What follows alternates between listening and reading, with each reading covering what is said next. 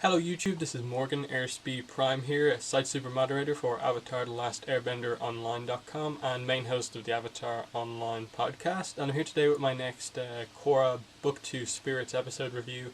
Today I'm going to be reviewing K204 Civil Wars Part 2, which is obviously the fourth episode of Book 2 Spirits. And yeah, let me just get into this. Really good episode. I really loved this one. When I watched it last night, I don't think I've ever kind of laughed out loud at so many jokes in it, like an episode of Korra so far. It was hilarious. All those jokes with Varric and stuff like that were just really great. Really getting back into the more Avatar The Last Airbender style of humor, which was great to see. Then even then, it then had good serious moments. It had like this nice balance of like really funny moments when it wanted to be funny, but also good serious kind of plot driven moments when it needed to as well. Like you had stuff like people being sentenced to death, Korra giving death threats to people. It was really good. Then you had some emotional moments as well, but like Tenzin on his side of the story. I just really loved this episode. I don't have many negatives to say about it at all. Uh, is it the best of the season? At this stage, I think it is. I think Southern Lights was probably my favourite so far, but this maybe got there as well. So yeah, I'll get into some of the specifics. I'll start off with the Tenzin side of the story. Again, I came back to like expectations on this episode. I expected a war to break out and it to be very action focused, but no, we got and another more character focused story that still continued the story on. And one of the things I didn't expect was for the Iki thing to be resolved so quickly that, I speculated, okay, if she's not just hiding in a cave somewhere, she's in the spirit world, but no, she's just hiding in a cave.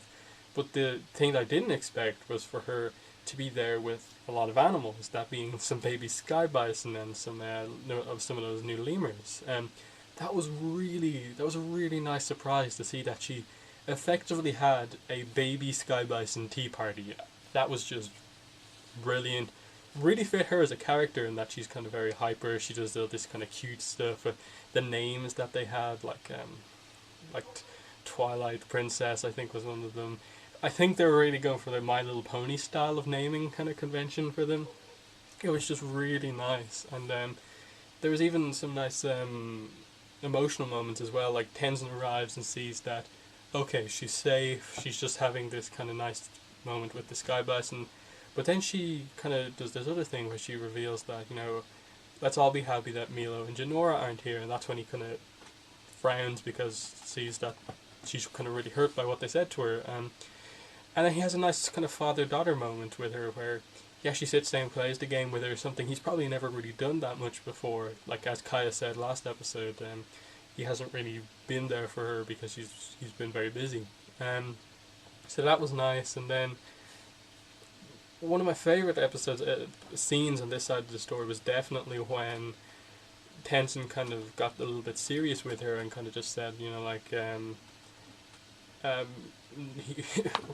I think she said, why aren't I wish Kaya and Bumi were here, and he said no.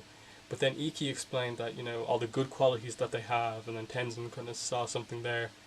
But then he says to her, maybe Milo and Janora should be here, and then she said no, and he explained their good qualities. And that was an interesting one because it not only developed the fact that Tenzin hasn't been with his kid, just hasn't had that much time with his kids, but he knows them really well. Like what he said about them was really kind of to the point, and it really helped Iki, I think, understand them more.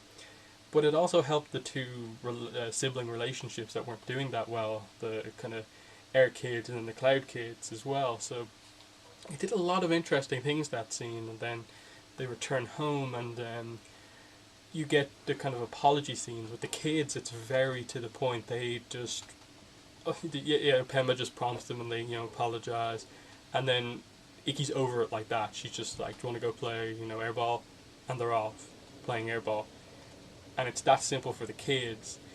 But then you come to the more emotional kind of thing at the older siblings, Tenzin, Kaya, Bumi, and you see that there was a lot more issues there, but Tenzin just apologizes. They realize that they took way too much out on Tenzin. It wasn't his fault, and it was just a really nice kind of thing to have.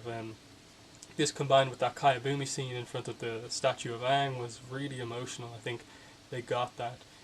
They got the whole thing of, Ikki was saying that she used the metaphor of this sky bison, like the example, and said that, even though these two hate each other, kind of argue a lot, they're still family, and that's the good thing about family. They're always there for you. And I think with Aang, they kind of realized that even though he may have given Tenzin a bit more attention, that he was still really proud of the two of them, and I think they kind of got somewhere in this episode, so I like that. I'm still wondering what exactly they're doing with Jinora. They didn't reference the whole statue kind of spirit sense thing that Jinora seems to have.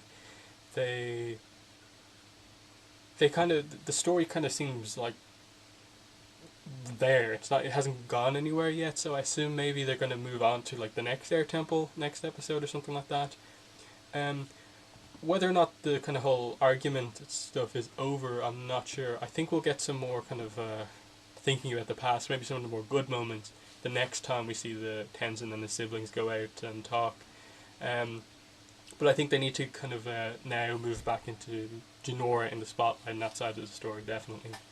So going into the Korra side of the story, the kind of key thing here was obviously the start of it would be in the trial, and then, especially with the reveal later on, it was very interesting that you could almost tell that it was organised by Unalaq, and that, okay, Senna gets off because she just blatantly wasn't involved. She's not a warrior, why would she be plotting? They used that to keep Korra on his side, and then the initial kind of verdict of sentence them all to death just shocked everyone because it was so over the top. As much as like they kidnapped him, the charges were for like assassination, which it wasn't, so death was a bit harsh. And then Unalaq comes in and says, no, I said I'd respect your decision, but I'm going to break my rule now.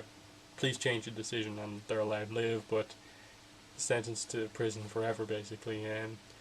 And it was so obvious that it was a kind of setup, that you're just waiting for the reveal. And then Korra eventually, kind of despite what her father says, goes after the judge and basically threatens him, and he spills the beans about Unalaq.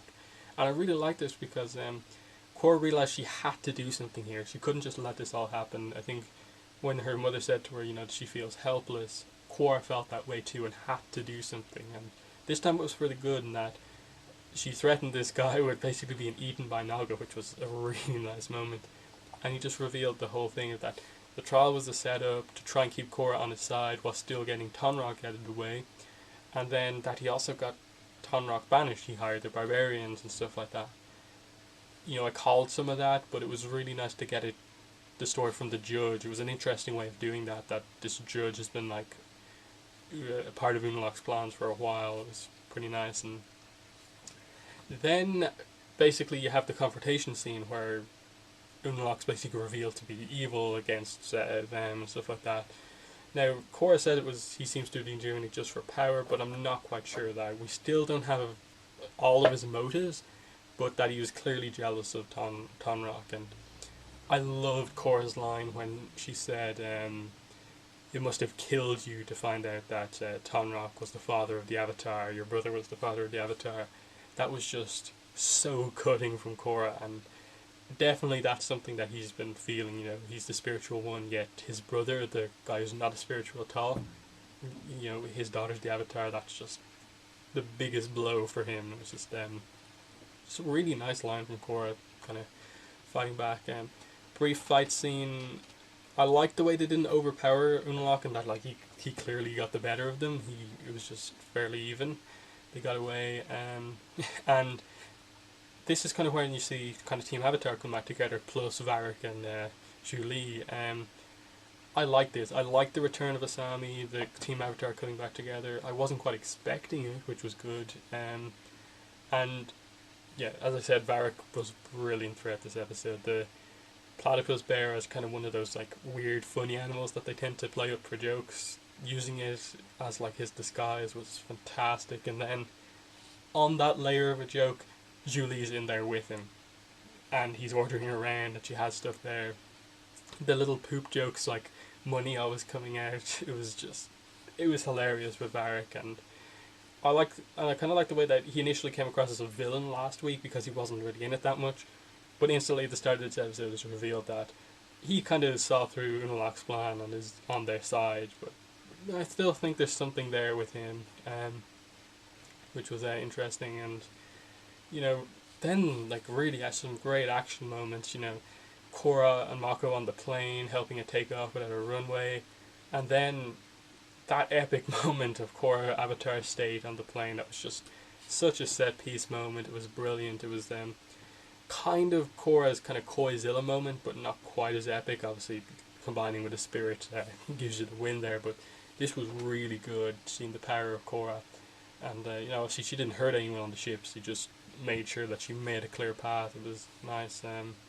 And then you know you had other moments like the Tonrock stuff where he kind of he was broken out and kind of just really kind of was shocked to see his brother betray him so badly. Hear about this, and then the rebels kind of proclaimed Tonrock as chief of the South. So definitely a civil war has broken out, and you know it was ultimately Korra's actions that led to this. But you completely understand where she's coming from. She had to save her father, and then you know, the episode ends with Korra going to United Republic to get help from the president. Now, what exactly that's going to entail? Does it involve the United Forces or not? I'm not sure, but the episode's called Peacekeeper, so I assume it does. So it's pretty interesting, but yeah, it was just a really good episode. Korra did some great stuff here. You know, you had the kind of that kind of final moment. I think of like she and her father have completely made up. I'll be happy to fight alongside you. Great line. And then as well as that, you know, he doesn't say, you know, I don't want you involved in this war. He sends her off on this other mission that's just as important because, you know, the president will listen to the Avatar more than me. And yeah, the other side of the story, I suppose, was Bolin and Eska, the whole marriage thing, and that was just really wow. You kind of really kind of got to the stage where just like, Bolin, get out of this relationship. But at the same time, you think she initially got into the relationship, Eska got into the relationship as an experiment, and then, but she seems to like Bolin in some ways, and like she's clearly upset that he's kind of left, or at least not on her side anymore. As shown by the end of the episode, it was interesting that it shows that as the cliffhanger. Because it was kind of played up as an almost humorous moment, but at the same time she looked incredibly powerful as a waterbender. So I'm not really sure what exactly they're doing there.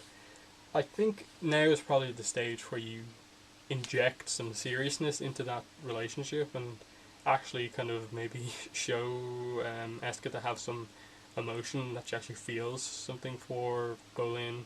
Maybe start treating him better, and maybe he'll actually like her, or something like that. But yeah, that was. I think that's more or less all the episode. Again, podcast tomorrow, Sunday. I'll cover the episode in complete depth. We'll do it scene by scene, some good discussion. But yeah, I really like this episode. As I said, like near perfect blend of humor, seriousness, emotions, character moments, plot going forward. What didn't quite do what I expected the episode to do, but that's good. It kind of exceeded my expectations in a way, and I'm excited to see where it goes in terms of, you know, where exactly, when did the spirits come into play, how does United Republic come into play, and all this sort of stuff. It's definitely exciting. So yeah, really positive on this episode. Let me know in the comments what you thought of it. So thanks for watching, and bye.